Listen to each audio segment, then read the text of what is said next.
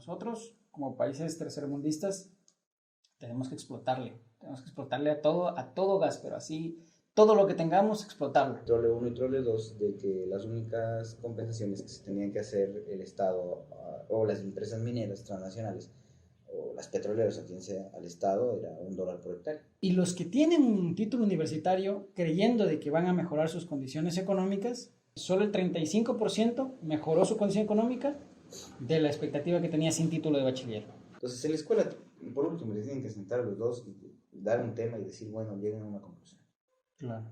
Di lo que piensas o anda, investiga, averigua, trae y según tu criterio lleguen a una conclusión. Por ejemplo, el profe Roger que me dio física en el colegio, recuerdo muy claramente que llegó un día a clases, periodo de Correa, y dice: Hola, soy Pablo Sukizupa, estudiante de diseño gráfico, apasionado por la creación de marcas, identidades empresariales y posicionamiento de marcas. Soy host de este podcast homónimo, un espacio donde compartimos historias, hablamos de política, identidades individuales y colectivas, así como de procesos de transformación de estas. En este programa compartimos criterios y puntos de vista que buscan manifestar la diversidad que existe en esta sociedad, además de aceptarla y empatizar con ella, sin importar a lo que sea que te dediques. Te invitamos a escuchar y compartir tu criterio pensando en la diversidad con la mente abierta. Iniciamos. Ya más o menos estaba preparando.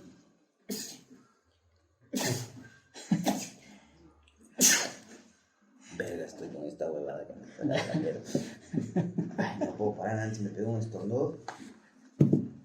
Pásenme tiempo. Porque me dolió todo el cuerpo. Qué verga. Ya necesitamos Oh, algo para que esté más fresquito. ya no puedo ni estornudar bonito, no puedo quedar templado. La edad ya. La edad ya. Oye, ahora sí se siente como que las vejeces se agarran más pronto. Ya, todo es una máquina, ¿no? Entonces te vas desgastando. ¿Tú crees que sea de parte de lo que asimilamos bastante información, o sea, más información? Ahora saben, pues más o menos ahora se dice que tenemos mayor información pero menos conocimiento. Por ejemplo, las plataformas, tú entras a TikTok y esa nota es una ruleta rusa. Bajas y lo que te salga, bajas y bajas y bajas y hay un contenido infinito. Antes, para ver contenido, ibas a un local de donde venían discos y escogías 5 o 4 películas y esas películas tenías que repetirlas hasta que tengas plata para volver a comprar más contenido. Antes que haya el internet. A ver, ¿y cuál es el razonamiento? Que ahora tenemos más información, pero menos conocimiento. Y eso nos hace desgastar nuestra mente todo el tiempo porque estamos con tanta información y eso hace de que la información se nos quede menos. Si tú ves, por ejemplo, ahora una película que sale el día de mañana y te gusta muchísimo, dudo mucho de que se te queden los diálogos como se te quedó, por ejemplo, la película de Shrek.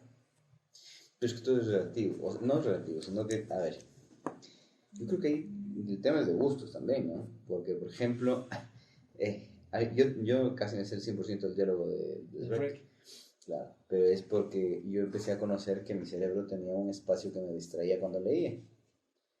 Entonces, cuando yo tenía ese espacio que me distraía cuando leía, yo lo que hacía en la universidad era poner la película de Shrek y empezaba a leer lo que estaba en la computadora. Ok. ¿Ya? Pero la película estaba minimizada. ¿Ya? Entonces, ese espacio que me distraía de mi mente, que me hacía divagar. Uh-huh. Yo estaba divagando, por ejemplo, estaba haciendo un trabajo y yo que acordaba, es como este video de Enchufe TV donde dice una mosca. Ajá. ¿Ya? Sí. ¿Quién fue primero, el huevo o la gallina? Pero a mí también me pasa eso, pero a mí me pasa de que si pongo contenido nuevo, por ejemplo, ahí sí me distraigo de plan, Ya. es porque es contenido nuevo. Ya, por eso. Pero ¿qué hacía yo? Esa parte del cerebro que me distraía, la tenía ocupada en la película. ¿Ya? Entonces, ¿qué es lo que hacía? Me concentraba al 100%. Porque esa parte, o por ejemplo, yo tengo todavía problemas cuando leo. Yo estoy leyendo y 2, 3 líneas ya te distraes. ya no sé no en sabes dónde qué, estoy. claro. Ya, entonces es un problema. No sé, me distraigo muy rápido. ¿Déficit de atención será? Creo que es déficit de atención, no sé cómo será. De pronto habría que estudiar. No, esto es un psicólogo y decir, claro, bueno, este es estudiar el problema, problema, en verdad. Claro. Entonces yo me empiezo a distraer rápido. Entonces yo, para poder concentrarme mejor, lo que hacía era utilizar esa película y la película. Entonces, ¿qué es lo que hice? Me aprendí los diálogos, pero de cabo a rabo, ¿no? Claro. Y también de Madagascar. De Malcolm también. De Malcolm no. Los diálogos de Malcolm, más bien me acuerdo porque me gustaba mucho la serie y me concentraba muchísimo en ver. Es que también porque son muy trabajados. Entonces, como son tan trabajados, de esa serie yo me siento y estoy escuchando, y cuando veo como que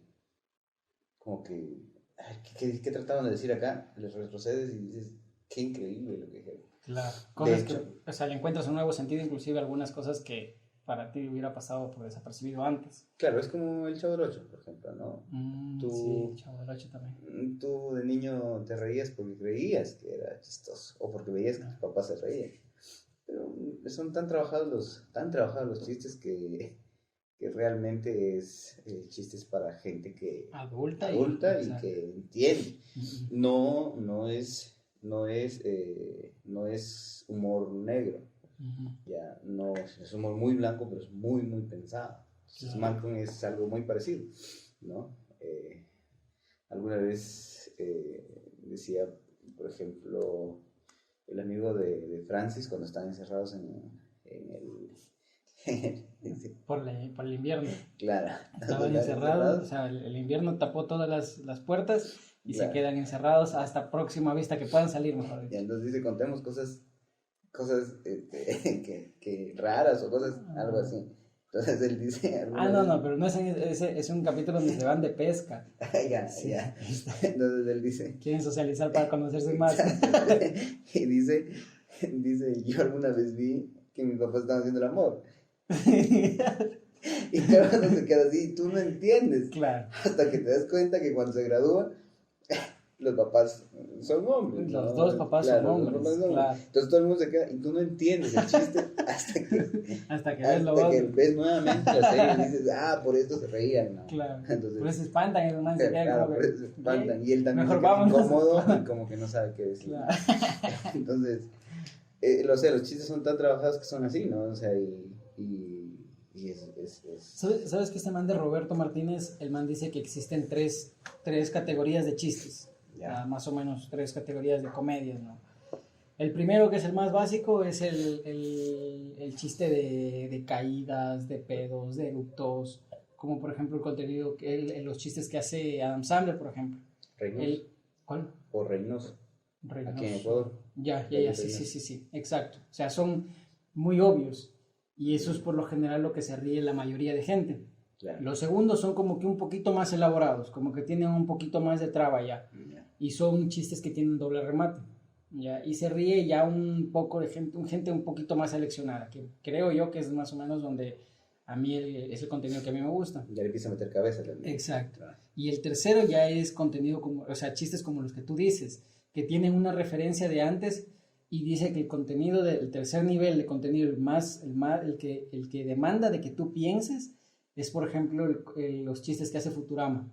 ¿Ya? Entonces los chistes de Futurama, si te sientas al lado de un científico o de alguien estudiado de física, ese man se va a cagar de risa. Porque son chistes creados para ese tipo de personas. ¿Ya? El hecho de, por ejemplo, hay un capítulo donde quieren ir al futuro para hacer no sé qué cosas, se va a Bender, se va Fry y se va el profesor. Claro. Y cuando ya tienen que llegar, se adelantan un poquito. ¿Ya? No, se les aplasta la palanca y se van súper hacia de hartísimo tiempo adelante.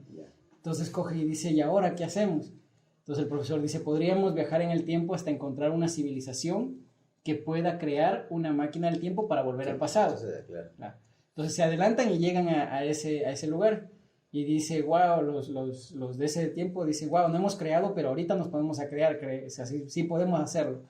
Pueden adelantarse unos 2-3 días, dice. Se adelantan y a los días que llegan los invaden a esos. Entonces dicen, ¿y ahora qué hacemos? Dice, ya nada, pues vámonos hasta que se acabe el universo, dice, hasta que explote, en algún momento tiene que explotar. Entonces van hacia adelante y ven cómo se explota el universo. Y de repente ¡pum!, empieza a salir de nuevo el universo. Y empieza a crearse de nuevo el universo y ellos se detienen y ven que es el pasado de ellos. Entonces, la referencia física es de que el universo, sí, como muchas cosas, son cíclicas. Entonces, esto que estamos viendo ahora se va a volver a vivir dentro de otros momentos, lo mismo exactamente.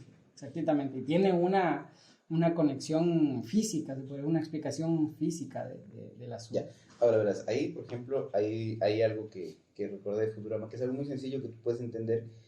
Por ejemplo, cuando vienen los extraterrestres a la Tierra a buscarlos a los actores, y resulta que los actores ya se murieron. Ya. Ah, sí, claro, porque ellos lo ven mucho tiempo después. Claro, pero ¿cómo entiendes esas referencias? Porque lógicamente las ondas exactamente van hacia el espacio y se demoran muchos años luz en llegar al planeta donde ellos están. Entonces, eso está pasando. O sea, si es que tuvieras un televisor en Plutón, probablemente todavía estás viendo Cantinflas, ¿no?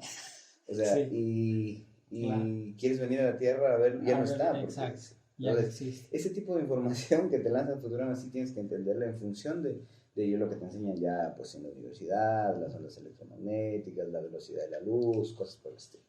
Y eso iba con lo que te decía anteriormente. O sea, ahora hay tan poco de ese contenido que te hace pensar, que te hace criticar inclusive el contenido, y ahora tenemos mucho contenido fácil. Y no voy a criticar y decir que la gente que consume, porque yo también soy consumidor de ese tipo de contenido, y distrae mucho. O sea, es contenido muy fácil de distraerte.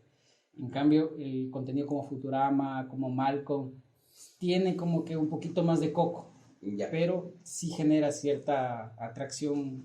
O sea, tiene su magia, creo yo. Claro. Ahí tengo una controversia, ¿no? Porque, por ejemplo, si bien algo que sacó recientemente Enchufe TV, donde dice, bueno, la generación actual le gusta hacer TikToks, por ejemplo, ¿no? Entonces la niña le dice, bueno, tú bailas sin aplaudir, ¿no? El anterior y, claro, la perspectiva del papá con la hija. Entonces, yo siempre pensaba en eso porque decía, yo decía, por ejemplo, la música disco debió ser satánica para nuestros papás, ¿no? Claro. O para nuestros abuelos, pero nuestros papás lo bailaban. ¿Ya? Era como los rebeldes. Ese tiempo. Y ahora tú dices, es un clásico, qué lindo que fuera que todos bailáramos. El reggaetón mismo, por ejemplo. El reggaetón, por ejemplo. Por ejemplo, yo personalmente reprocho mucho de la música actual, ¿no? Que sobre todo que no tiene contenido, que no está pensada, que es solo contenido fácil igual. Un contenido muy fácil.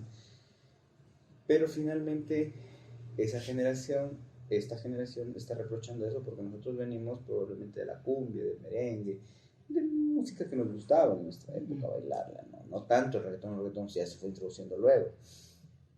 Pero hay una analogía que justamente hacía Residente hace poco sobre el hot dog. Cuando J Balvin, no sé si te acuerdas de que J Balvin se queja con los Grammys y les dice, chuta, no están premiando la música urbana, que no nos toman en cuenta, que no sé qué, porque el man había sido nominado como a 14, había tenido 14 nominaciones y las 14 creo que gana una. Claro. En cambio Residente, cuando en su momento estaba en el boom de su música, creo que lo nominan igual como a 14 y gana las 13 o 14, gana todas. Entonces el man se reprocha y les dice a los demás, oigan, no vayan, que esto es un complot, que ni siquiera que no sé cuánto. Entonces Residente coge y le dice, oye, si tú quieres ganar o sea, un Grammy que viene a ser como una estrella de Michelin en la comida, pues no hagas hot dogs. Dice. El hot dog le gusta a todo el mundo, es fácil de comer, lo encuentras en la esquina de cualquier calle, pero un hot dog nunca va a ganar una estrella Michelin. Entonces, que tú quieres ganar una estrella Michelin, ponte un restaurante y haz comida buena. Haz comida que la gente quiera pagar por verla. ¿Ya? Y justo pasa eso como que semanas después de que J Balvin sacó una canción que se llama Soy una perra en calor o algo así. ¿Ya? Un clip por el cual fue muy, muy criticado porque era muy misógino, o sea, cogía a mujeres afrodescendientes con cadenas como perras. Exacto. Tenían tenían maquillaje de perro. Entonces, ese tipo de contenidos, chuta, no sé, yo ahí sí tengo bastante controversia porque siento de que debe existir para todo gusto, para todo momento en el que nosotros nos encontremos, pero los consumidores tienen que tener como que la madurez suficiente para diferenciar entre una cosa y otra, ¿sí? Porque bien podemos estar bailando la de eres una perra en calor, ni siquiera en la discoteca, como bien podemos estar bailando otro tipo de reggaetón que también es bueno, ¿sí? Y que no necesariamente es misógino. Claro. Entonces, sí creo que es por la falta de crítica por parte de la gente. Si es que la gente no le critica a los reggaetoneros de que hacen ese tipo de música, los reggaetoneros de mil amores van a seguir haciendo lo mismo. Ya, a ver, bueno, ahí también creo que es cuestión de gustos, ¿no? Entonces, como ya la información está pero tan saturada, porque ahorita estás recibiendo muchísima información, te llega esa información, ¿no? Antes no te llegaba porque tú comprabas un cassette de la música que te gustaba y escuchabas lo que te gustaba, ¿no? En cambio ahora te llega, ¿ya? Porque abres Facebook y ahí está una chica bailando esto y está diciendo esto, o está un chico haciendo lo mismo en Facebook, la otra está en Twitter, la otra está, perdón, en Instagram, etcétera, etcétera. Entonces ya está como que la información te llega, lo que tú dices, ¿no? Hay mucha información. Pero ya es también a veces cuestión de gusto, es lo que no nos gusta, ¿no? En cambio ellos esta generación está fascinada con eso, les encanta, ¿no? Y ahora, por ejemplo, los músicos están entrando la mayoría de músicos están entrando en cierto dilema porque ahora ellos ya no están haciendo discos conceptuales, por ejemplo. Ya, pero ahí te corto, por ejemplo, por ejemplo, y te digo que es cuestión de generaciones, por eso creo que lo que dice Enchufe TV es cierto, o sea, porque si tú vuelves unos años atrás, hay una canción que se llama Tite. ¿Tite? A Tite, claro. Ah, ya, Tite. Tite, claro, el compadre Tite. Ya. Entonces el compadre Tite dice que se murió. Entonces la gente no entendía, pero tiene un doble sentido muy fuerte, ¿no? Porque dice, ay, comadre Juana, se murió el compadre Tite, tan bueno que era. Y viene, a ti te lo van a enterrar, a ti te lo entierran hoy, a ti te lo enterran después. Claro. Entonces, y esto estoy hablando probablemente del 98, del 96. Claro, donde... pero es o sea, ¿es el público el que define lo que se consume o no? Ahora no, antes sí. ¿Ya? Ahora no, antes sí, porque no había el internet, ¿no? El internet, y porque se compraban las cosas también. Claro, pero bueno, los algoritmos también definen lo que consumes, claro, de cierta forma, porque por ejemplo, yo lo que veo en Facebook mucho es, a mí me gusta mucho el contenido, no sé cómo se llama este contenido, pero es por ejemplo, ver máquinas trabajando. Ya, por ejemplo, ¿cómo te explico? ¿Cómo se hacen roscas? ¿Cómo se funde el metal? Y eso te consume tiempo como no tienes idea. No sé cómo se llama. Claro. Ya, por ejemplo, máquinas trabajando en el agro. Entonces, inclusive te lo aceleran muy, muy rápido los videos. Pero tú estás consumiendo con lo que... Es como los indoneses, creo que son esos que están construyendo piscinas. Exacto. Sí. Entonces, yo por ejemplo, ahí, en ese caso, yo no me fijo en el detalle, solo quiero ver lo final. Es como, por ejemplo, ahora también hay otro contenido que también me engancha, pero igual lo acelero, o lo adelanto hasta el final, es como, por ejemplo, empiezan a construir cosas llamativas, como una jaladera de puerta, y empiezan a soldar varillas, a torcer todo eso. Entonces, yo no quiero ver ahí no quiero ver el proceso, quiero ver solo el final. Entonces, ¿qué pasa? Que en este otro material, en cambio, te dan un extracto, que a veces ni siquiera te dan el final. Por ejemplo, ¿cómo se hace pan? Solo te dan el proceso, pero en una fracción de segundo. Y se acabó. Claro. Y pasa el siguiente video, Yo estoy consumiendo muchísimo eso. Y eso sí me consume. Te estoy hablando de que ahí consumo yo una hora y media cuando me engancho y no puedo dejar. Pero ¿tú crees que eso tenga como que relación con lo que decía Facundo, que el ignorante tiene la bendición de que todo lo nuevo que ve le va a fascinar? Entonces, por ejemplo, tú cuando ves a una máquina trabajar, posiblemente es la primera vez que ves ese video. Ya. Y te va a fascinar y te engancha y todo eso. Claro. En cambio, si es que tú ves como a 5, 6, 10 videos de chicas diferentes bailando el mismo trend, por ejemplo, en TikTok, ya es aburrido. Ya, ¿para qué lo ves? Claro. Y por ejemplo, en TikTok, yo cuando entro a TikTok, en cambio... no sé si el algoritmo ya me está seleccionando. En cambio son solo cuestiones bloopers. O sea, me tiene muchísimo blooper. Y estoy recontra entretenido en TikTok porque es guau. O sea, o por ejemplo, la típica que es estos videos donde la mujer reacciona al comportamiento del hombre y el hombre reacciona al comportamiento de la mujer, ¿no? Por ejemplo, hace unos días veía un video donde dice, el chico coge una taza y quiere tomar agua y dice la mujer, dice, esa no es la taza para tomar el agua, es el vaso, este de aquí. Entonces le da el vaso y el chico dice, o sea, también lo puedo tomar en la taza. Claro. Entonces después coge la escoba y empieza a barrer. Esa no es la escoba para barrer la habitación, es esta de la... Entonces ese tipo de contenido me engancha también. Pero entonces ahorita el algoritmo decide que mostrarnos también. Y eso es creo yo que eso es igual de malo porque nos sesga de cierta información. Porque te muestra solo lo bonito que tú le ves.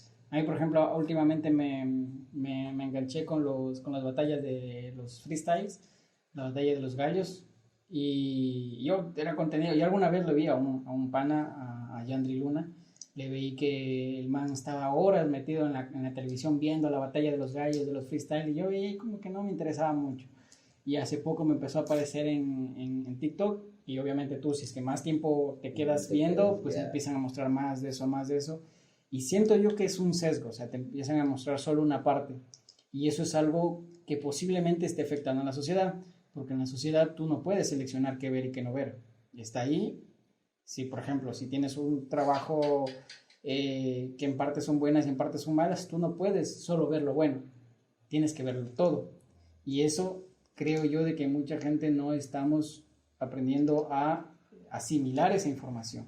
A sobrellevar lo malo y lo bueno dentro de un mismo conjunto, si no solo queremos lo bueno, y por lo malo estamos descartando todo. Es que es una adicción. Claro, pero por eso te digo, es un problema que nosotros ahora, estas generaciones, desde la tuya, la mía y las que vienen tal vez también, es de que no sepamos sobrellevar las cosas malas que existen y plantear soluciones para esas cosas malas. Porque, por ejemplo, el reggaetón que estábamos hablando, la solución para mí es primero dejar de consumirlo. Si es que uno lo deja de consumir, provoca de que los mismos creadores ya no quieran crearlo, porque ya nadie está viendo. Oferta y demanda. Exactamente. Entonces, pero el problema es de que hay gente consumiendo, es lo mismo que las drogas. Piensa que prohibiendo las drogas se va a terminar, y no es así, sino más bien es atacando directamente al consumidor. Ya, ahora, identificándolo y entendiendo. Indistintamente de cuál sea la generación que va a ver estallar al universo, volviendo a Futurama, sí. Indistintamente de cuál sea la generación, yo creo que estamos cerca. Probablemente nuestros tatarabuelos dijeron, no, el mundo se va a acabar con esta civilización así, probablemente. Pero ya en números reales, si es cíclico, yo creo que es cíclico, estamos ya pasando, creo que si no estoy mal, si pasaría un cataclismo ahora, sería el 7º cataclismo. Entonces, eso es real, no es algo que nos estamos inventando ni que es una suposición. Entonces, este 7º cataclismo, o sea, somos una bacteria, ¿no? Entonces, esta bacteria está consumiéndose todos los recursos que existen. De hecho, tuve la oportunidad de conocer muy de cerca todo lo que está pasando en el tema ambiental. ¿Cuál es el asunto? El asunto es que nosotros vamos a suponer que tenemos una despensa en la casa, ¿ya? Entonces nosotros tenemos una despensa que nos dura una semana. Esa es la carga que existe, ¿no? Hay X libras de arroz, hay X libras de tanto, ¿no es cierto? Y es lo que nos soporta nuestro sueldo. ¿Okay? No que nos soporta nuestro sueldo, esa despensa. Pero nosotros nos acabamos la despensa el miércoles. ¿Por qué? Porque estamos consumiendo mucho. ¿Sí? ¿Qué tengo que hacer el resto de la semana para volver a comer? Tengo que endeudarme, sacar de donde no existe. ¿Sí? Porque tengo que seguir consumiendo. Entonces, el planeta, por ejemplo, está acabándose los recursos en octubre, en septiembre, en agosto, si no estoy mal, en este año, de lo que soporta. De lo que debería. De lo que debería. Es que hay un término que es muy conocido ahora que se llama la resiliencia, ¿no? Que la resiliencia significa que es volver al estado original, ¿cierto? ¿Qué tan resiliente es algo? Puede volver rápidamente a su estado original y no pasa nada. ¿Sí? Entonces el planeta tiene esa capacidad de volver al estado original. Sí, por eso la naturaleza. Tú construiste una casa. Lo dejaste ahí a la casa abandonada y en unos 15 años, unos 20 años, la naturaleza se la devoró y nuevamente aquí hay árboles y probablemente nuevamente hay vegetación y todo, ¿cierto? Entonces, esa capacidad el planeta tiene para volver para que los 3 millones de peces que nos comemos en un año, volver el próximo año a tener los mismos 3 millones de peces, ¿cierto? Pero no estamos nosotros en esa capacidad, o sea, estamos sobrepasando esa capacidad. Entonces, si nos comíamos 3 millones de peces, ahorita nos estamos comiendo 4 millones de peces y nos toca comer los peces más chiquitos. ¿Sí? Entonces, por ejemplo, se crean leyes para evitar eso, como las vedas, por ejemplo, ¿sí? Para evitar que nosotros, defender un poco la naturaleza y evitar que nosotros consumamos demasiado, porque si no existieran las vedas, nosotros seguiríamos consumiendo. Pero, sin lugar a duda, nosotros estamos consumiendo mucho más. Ahora, por ejemplo, la naturaleza tiene la capacidad de absorber el carbono de la atmósfera y hace de que si nosotros producimos carbono, lo resuelve, lo hace madera y se acabó. No ha pasado nada. Ese carbono, todo el CO2 que va a la atmósfera, las plantas lo hacen madera. Secuestran el carbono en la madera y no ha pasado nada, ¿no es cierto? Pero nosotros estamos produciendo más de la capacidad que tiene el planeta de chupar el carbono. Si el planeta tiene la capacidad de absorber y de secuestrar 1 tonelada de carbono, nosotros estamos produciendo en este momento 2. Entonces se va acumulando. Entonces por eso te digo que muy probablemente seamos la generación que vea estallar el planeta. No, porque eso está pasando, eso es real, ¿no? Si nosotros vamos al informe climático, no sé si hasta el 2021, nosotros podemos ver qué capacidad de resiliencia tienen y cómo está cierta parte de la naturaleza respondiendo a eso. Entonces, probablemente nosotros seamos los que veamos estallar, pero lo que decíamos hace un momento de Futurama, eso va a pasar.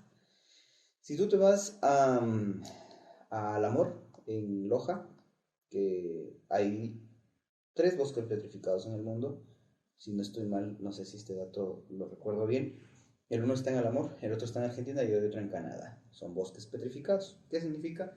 De que en algún momento de la historia del planeta se petrificaron los árboles por la lava y por las erupciones volcánicas y todo, y se quedaron la madera hecho piedra, ¿cierto? Entonces, si tú vas allá, vas a encontrar que hubo una época donde hubo mucho carbono y la otra donde hubo otro químico que no recuerdo y hace muchos años que fui, pero tú ves la diferencia, ¿no? Los colores. Entonces, el primer cataclismo y tú ves los mismos ceibos que ves ahora verdes. Sí, cíclico. Pero entonces, justamente conectado con eso, ahorita hay personas que tienen la teoría o la creencia de que que el ser humano no tiene que defender la naturaleza, porque la naturaleza puede defenderse sola. Si es que nosotros la dañamos, pues simplemente nos va a eliminar y ellos van a seguir, o sea, el planeta va a seguir su curso. Nosotros vamos a eliminar como los dinosaurios eliminaron en algún momento. Claro. ¿Ya? Y no va a pasar nada, o sea, el planeta se va a volver a reconstruir y va a volver a seguir, o sea, no va a explotar ahora mismo por nosotros, sino que hay muchas personas que sí, o sea, también por lo que nos han enseñado de que nosotros somos el universo del planeta y que por nosotros se va a destruir el planeta. Más bien nosotros estamos, creo yo, que acelerando el proceso de nuestra propia extinción. Y ahora también inclusive el hecho de que hay las estadísticas de que el 85% de la contaminación del mundo lo crean un grupo reducido de países, creo que son como 8 o 10 países primermundistas. Ya, solo ellos producen el 85%. Y el otro 15% está dividido entre todo el resto de los como más de 100 países que sobran. Pero estos 10 países son los primeritos en decir a los otros 100, ustedes tienen que reducir su huella de carbono.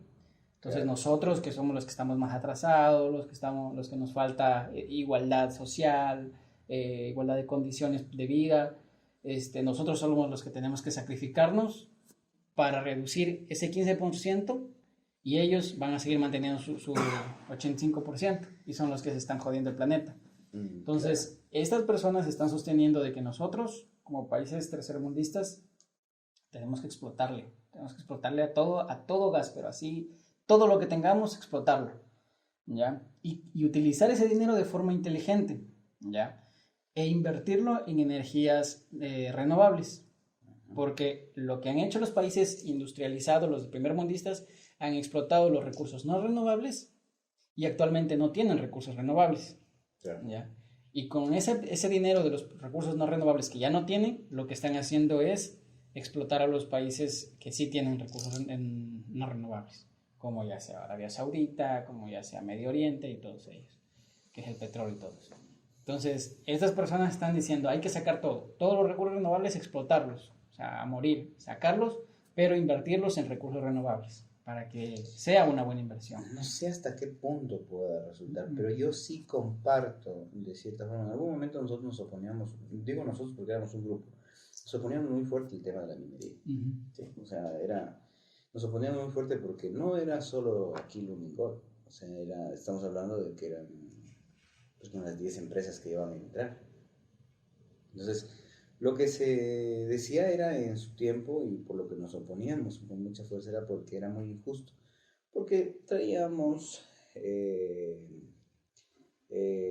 reglas de juego del 96, del 94 al 96 más o menos, donde hablaba la ley Trole 1 y Trole 2 de que las únicas compensaciones que se tenían que hacer el Estado o las empresas mineras transnacionales o las petroleras o quien sea al Estado era $1 por hectárea, ¿no? Entonces, lo que nosotros decíamos en su tiempo, está bien, si tenemos que explotar los recursos naturales, hagámoslo.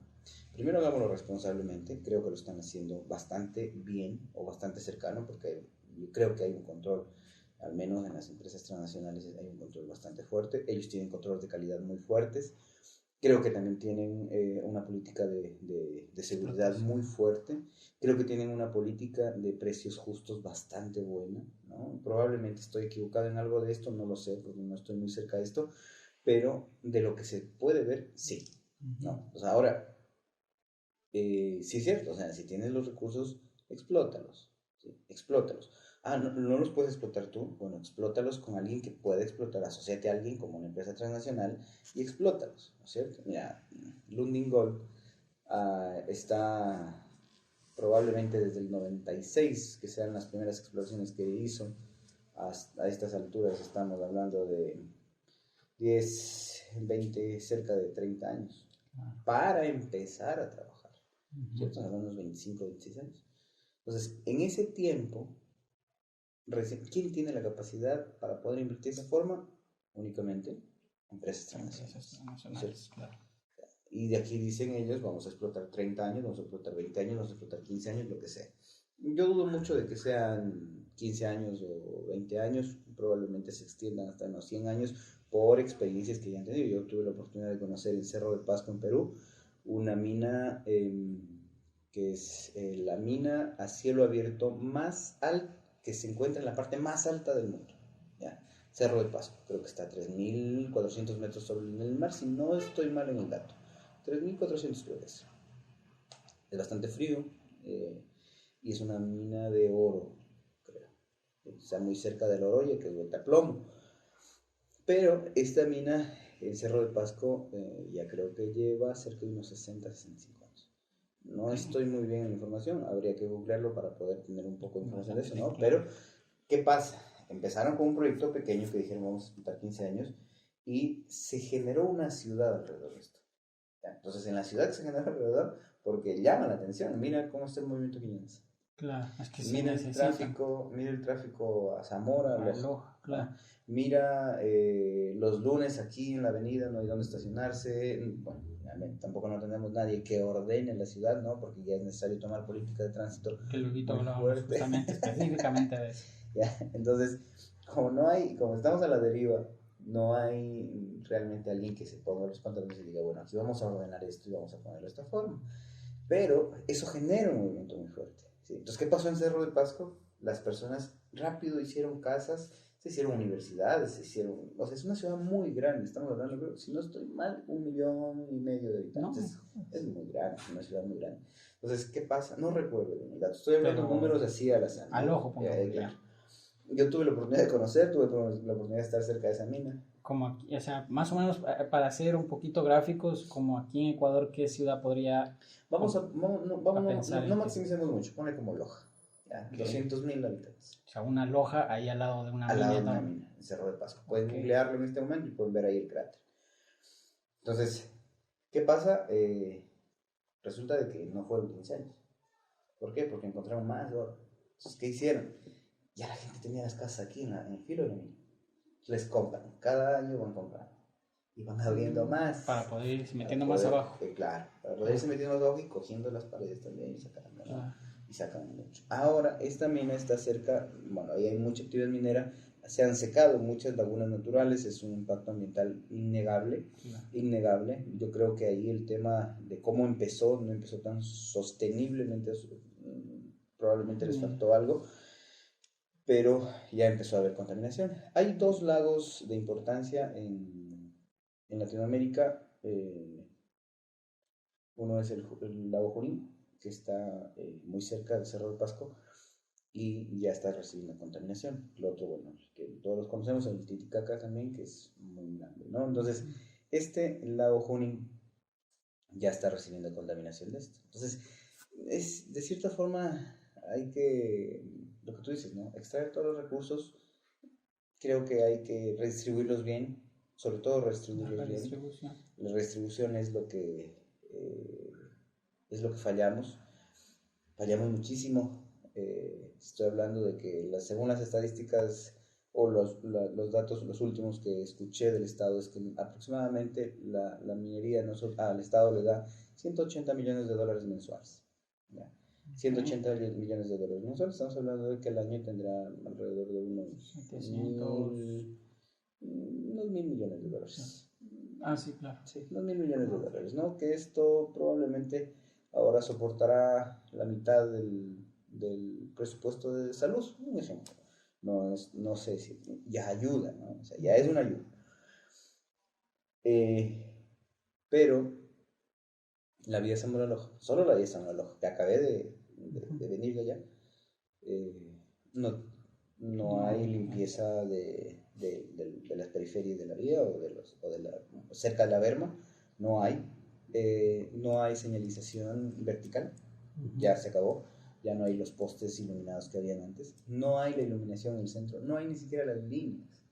¿Sí? Entonces veía que ahora en Zumbi han arreglado una alcantarilla, han puesto 4 varillas y le han forrado de cinta, y ya cuando yo pasé ya estaban miradas las cestas porque un carro ya se lanzó encima de eso. Entonces ya no hay control. Entonces, ¿cómo redistribuyes bien la riqueza?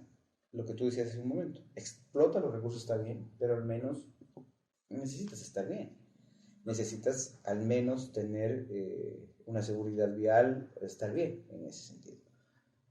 Claro. Ahora, en este caso, justamente para allá iba, verás, el tema de la redistribución.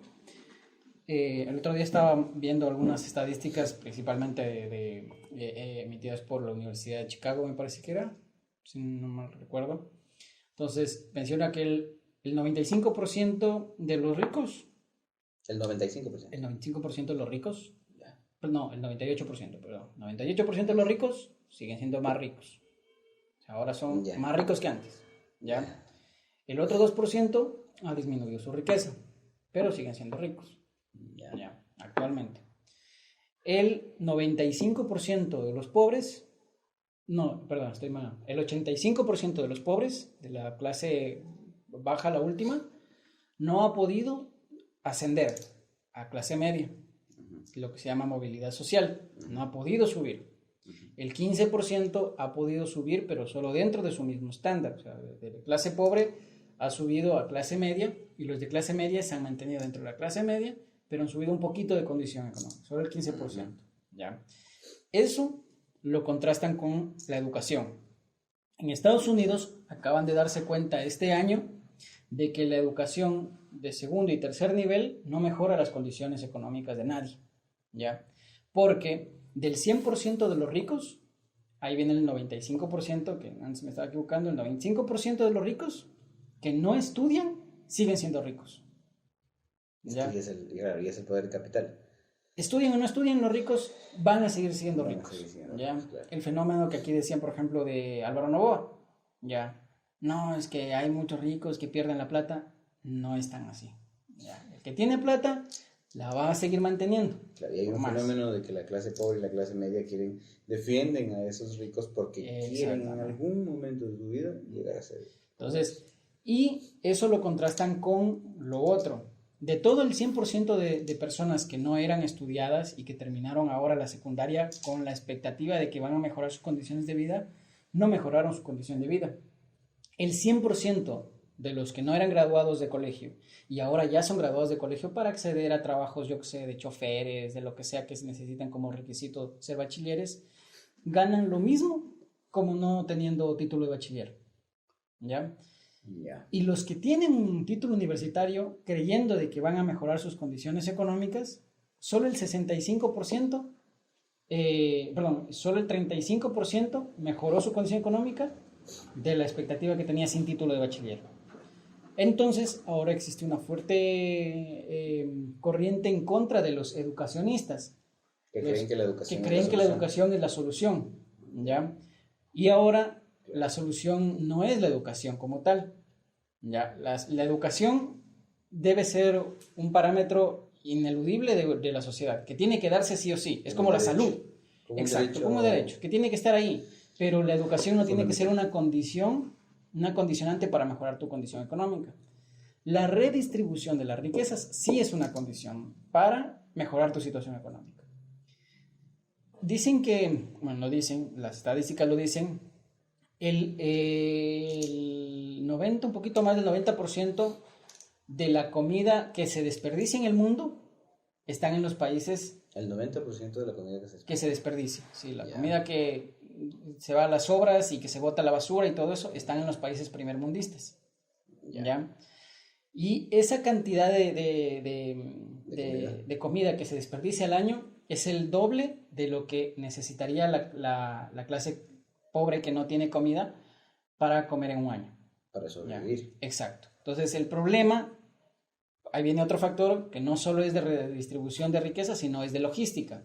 Que no podemos llevar la comida desperdiciada de un lado a otro lado porque está muy lejos. Claro. ¿Y por qué pasa eso? Porque existe una fuerte inversión y una fuerte sobreexplotación y una fuerte producción en países primermundistas de comida que no se van a comer. ¿Ya? No es raro ahora pensar en que, por ejemplo, te puedes poner aquí un negocio de pulgas, por ejemplo, de ropa que desperdicia a Estados Unidos y que tú la puedes traer. ¿Ya? Y lo vemos eso como nosotros tal vez un emprendimiento, que son las condiciones en las que tenemos. Pero eso es una muestra de lo que está pasando. ¿Ya? Toda esa ropa de allá podría ser regalada y podría ser distribuida a gente que no tiene que vestirse. O sea, que realmente no tiene qué carajos ponerse. Y dentro de su propio país, de hecho. Exactamente, dentro de su propio país. Inclusive dentro de su propio país. Y hay mucha gente, como dices tú, que defiende lo contrario.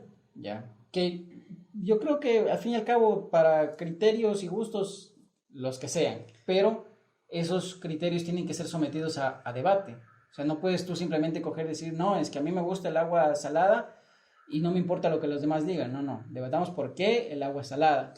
¿Ya? Ahí porque... Si es que hay gente que defiende que el pobre es pobre porque quiere, exacto, debatámoslo. O sea, debatámoslo. ¿Por qué crees que el pobre es pobre porque quiere? Exacto. Vamos. Exacto. ¿No crees que son las condiciones en las que les dan?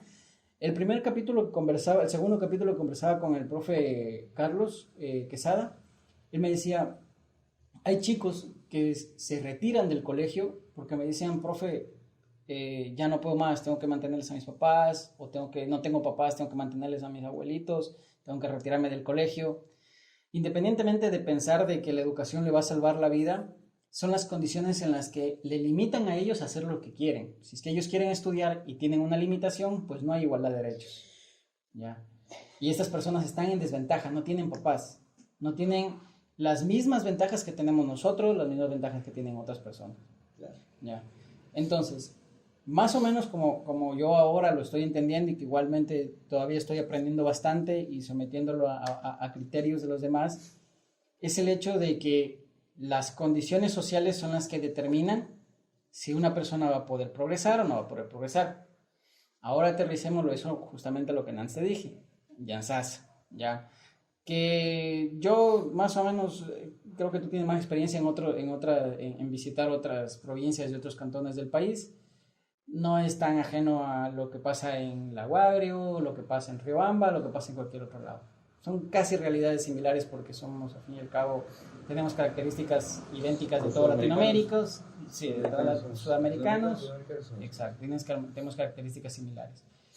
Y en este caso, en nuestro país, en nuestro cantón, está este problema de que nosotros no estamos asumiendo las responsabilidades de lo que está pasando afuera. Si es que desde cosas como si es que hay perros callejeros, es nuestra responsabilidad. Claro. Y nosotros tenemos que buscar, primero, conversar y debatir el tema para buscar una mejor solución, que tal vez no es la solución que les guste a todos porque así es la democracia, pero que se plantea una solución. Hay una zona de confort. Exacto, Peligrosa. una zona de confort peligrosa. Hay una zona de confort peligrosa, que la gente no le gusta conversar. Uh-huh. No le gusta. Recién hice un post en Facebook. Normalmente en Facebook estoy o subiendo algún meme o estoy posteando algo interesante, ¿no? La idea es no irte de la opinión. O sea, la opinión es la que hace que o se están riendo de un meme o también están diciendo, es cierto, plena, claro. Tenemos que escuchar y debatir de política porque luego nos hacemos vagos y no tenemos ni idea. Exactamente. No tenemos ni idea. No sabemos lo que está pasando. Vienen las elecciones y no los conocemos a los que están ahí. O sea, por ejemplo, tú escuchas un audio de un candidato a la alcaldía donde dice literalmente que somos lo peor y que va a comprar los votos. Que va a comprar los votos porque es fácil manejarlos, y al día siguiente se fortalece ese candidato. Porque la gente dice, le están jugando una campaña sucia. No debieron haberle grabado. No debieron haberle grabado. Sí, y cuando en eso llega a la alcaldía y te lanza comunicacionalmente un discúlpanos por las molestias, pero estamos haciéndote un favor. Perdón. No. ¿Sí? O sea, con el debido respeto que se merece, creo que cualquier autoridad y sobre todo cualquier ser humano, hay prioridades. Y es que también hay que, a ver, la gente tiene que entender de que nosotros tenemos que debatir de ideas, no de personas. Ya, por ejemplo, no es como que esa persona es la mala, no. Lo que esa persona está haciendo, lo que esa persona cree, lo que esa persona comunica es lo que está mal, porque eso a lo mejor se puede corregir, ¿ya? Entonces no es el ataque contra una persona en específico, no porque yo no compagine con tu idea, quiere decir que los dos vamos a ser enemigos. Exacto. Sino de que tenemos ideas diferentes y lo mejor no es respetar y decir, está bien, tú piensas lo que tú quieres y yo pienso lo que yo quiero. No. Mira, yo te cuento una historia de mi vida. Mi mejor amigo, uno de mis mejores amigos, Dani, que lo conozco desde los 11 años, ¿sí? Él tiene un concepto completamente diferente al mío de política, de economía, de la vida, de la sociedad, de lo que sea. Pero jamás se ha resquebrajado nuestra amistad. Y hemos debatido fuerte. O sea, imagínate que hemos debatido tan fuerte que a veces, o sea, hemos tenido que pararnos duro, tanto él como yo, y nadie ha cedido. Y es como que no, es que esta idea es esto. Y Darwin, que es parte del mismo círculo, otro amigo que lo conocemos desde los 13, 14 años, ha llegado a momentos en los que dice, ya no quiero escucharlos. Pero nosotros jamás hemos resquebrajado la amistad. Porque, lógicamente, hay prioridades. Y pensamos muy diferente, ¿no? Pero la idea es debatir. Claro, y ahora la gente piensa de que el debatir es ganarte enemigos y que la política es ganarse enemigos, lo cual ha pasado. Mira, por ejemplo, en la política universitaria, que tú también pasaste por esas mismas situaciones. Tú por pensar diferente, los otros ya son enemigos tuyos. Ya, o sea, solo por emitir un criterio, muchos ya dicen, no, ese man, ya con él no puedo. Puede que del 90%, del 100% de tus criterios, solo en 10 no compaginen y en 90 sí. Claro. Pues los 90 trabajemos juntos y los 10 pues lo debatimos. Claro, el otro día estábamos en una reunión de algunos amigos de nuestra generación y conversábamos con alguien que está de candidato al alcalde, candidata creo que alcalde, ya creo que está de candidata, y me decía, nosotros nunca podremos entendernos porque ustedes son ideólogos. Entonces yo les decía, nosotros no podemos entendernos porque no quieres que nos entendamos, ¿sí? Porque el que sea yo ideólogo, para mí es la ruta, ¿sí? Porque si yo tengo una ideología, la ideología me marca el camino. Me dice, hacia este lugar tienes que ir. ¿Por qué? Porque tienes que priorizar esto fundamentalmente. Porque tienes que respetar esto. Cuidado, mucho ojo esto de acá. No lo toques, protégelo, cuídalo. Esa es la ideología. Es como una planificación. Ajá. Entonces, y me dice, nosotros en cambio nos gustan los resultados. Los resultados pueden ser buenos y malos. Son resultados. Claro, al fin y al cabo. Son números. ¿Sí? Los resultados no significan necesariamente que sean buenos. Y no significan de que a futuro van a ser lo mejor. Puede que ahorita, por ejemplo, cojas y digas, bacán, esta carretera está súper bonita, la que construyeron aquí en mi casa, pero tal vez era más importante el alcantarillado que estaba debajo. Exacto. Ya. Entonces, la ideología te marca cuáles son las prioridades. ¿Cuáles son las prioridades? Ya, Exacto. Entonces, como la ideología te marca las prioridades, tú sabes, no tienes que hacer mucha fuerza para poder llegar a un punto. ¿Por qué? Porque para eso te formaste políticamente, ¿cierto? Entonces, por ejemplo, tú dices, a ver, vamos a construir el plan maestro de agua potable. ¿Qué es lo que primero tienes que priorizar? El peatón. Claro. ¿No es cierto? Es el más vulnerable. Es el más vulnerable. ¿Ya? Tienes que priorizar al peatón. Entonces, ¿qué tienes que hacer? ¿Vas a hacer un plan maestro de agua potable? Bueno, puentes con mucha seguridad.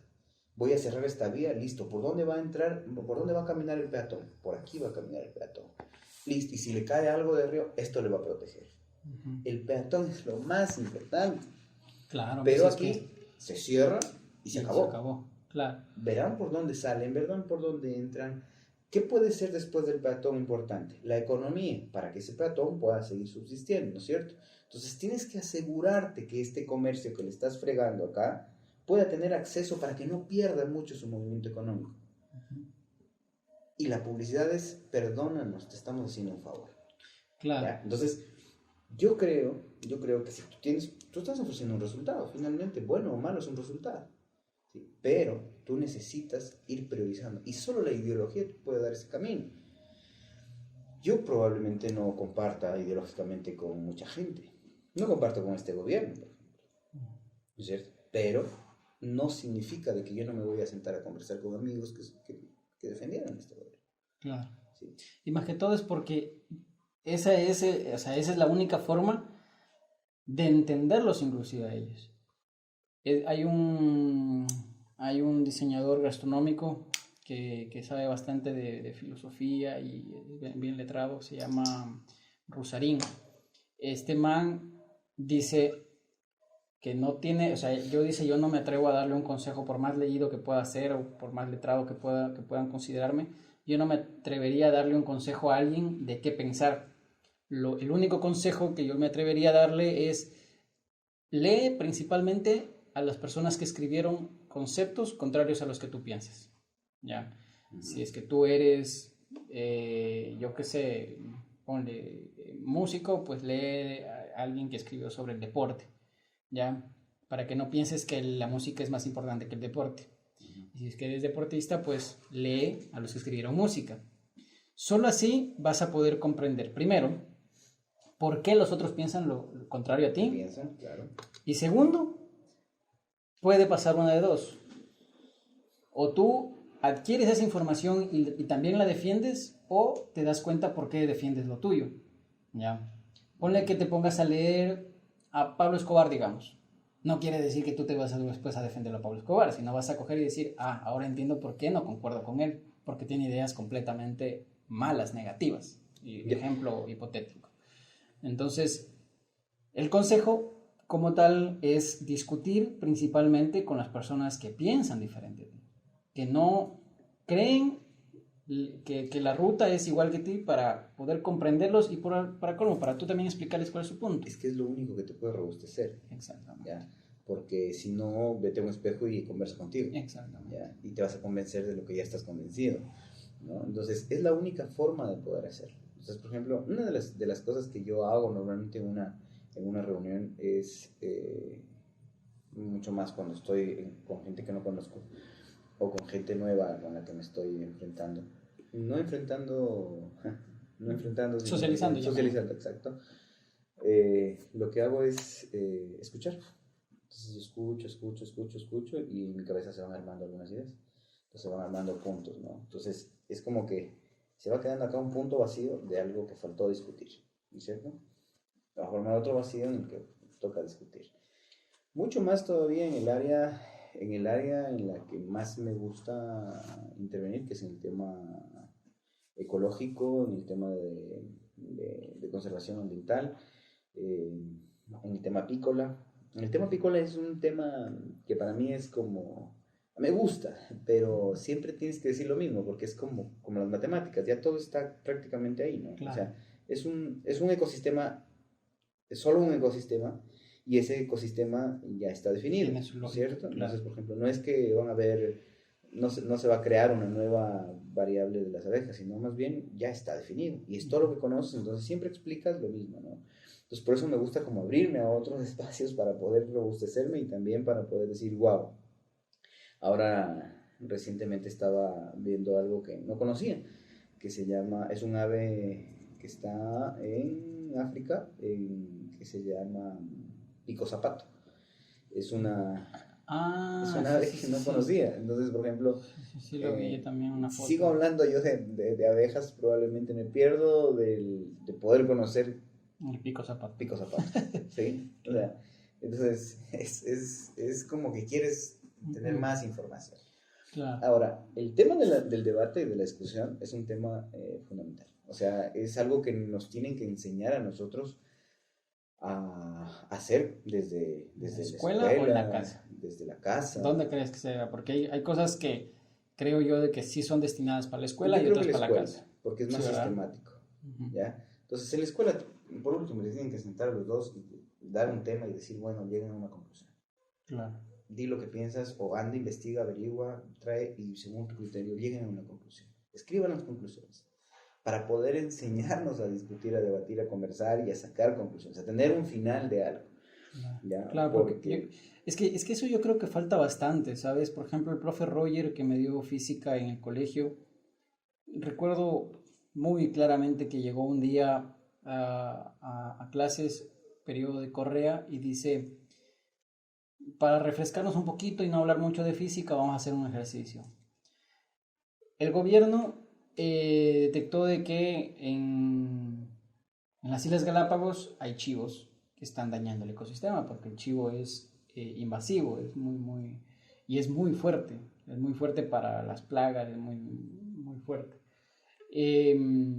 Entonces, el gobierno quiere matarlos, y hay muchas personas que sostienen la idea de que mejor sería atraparlos y traerlos a Ecuador, o sea, al continente, o hacerlos comida o a criarlos aquí, ¿ya? Entonces dice, muy bien, se van a levantar de la silla y pónganse de este lado los que piensan que deben matarlos allá, y de este lado los que piensan que deben traerlos a los chivitos. Entonces yo me puse del lado que creía que había que matarlos. Por último, ni siquiera sabías si estaba bien o estaba mal el gobierno, pero esa idea yo la defendía.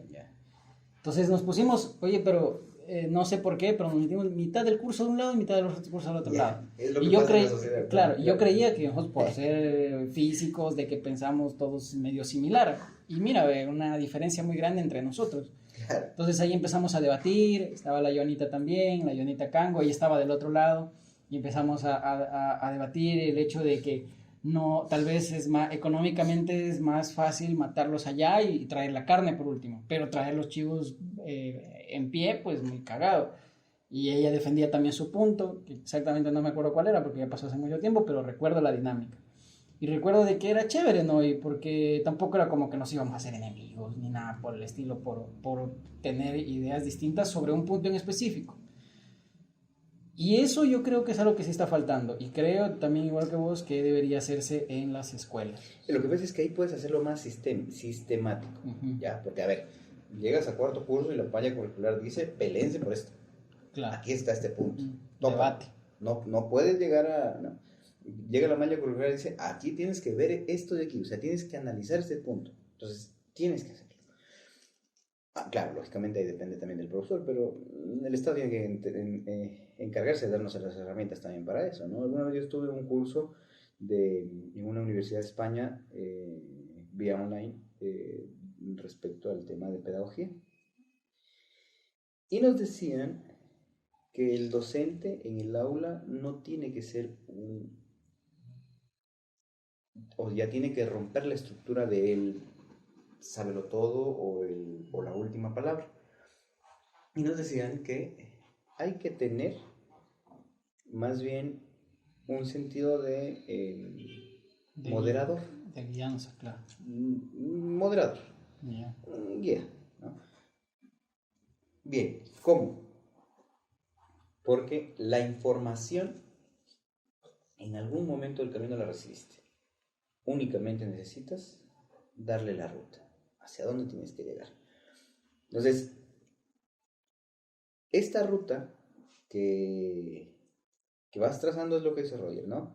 Entonces, a ver, para acá. Claro, hay cosas en el contexto que tal vez en el tema de los chivos no se discutieron, pero al menos ya te permitió decir, esta es mi idea, esta es la tuya. A ver, por ejemplo, el tema de los chivos no se los podía capturar porque los chivos eran salvajes, nadie los podía capturar. De hecho, hay campañas anuales, no sé si todavía sigue habiendo, donde con helicópteros los cazaban, ¿no? Uh-huh. Porque no podían capturarlos, era muy complicado capturarlos.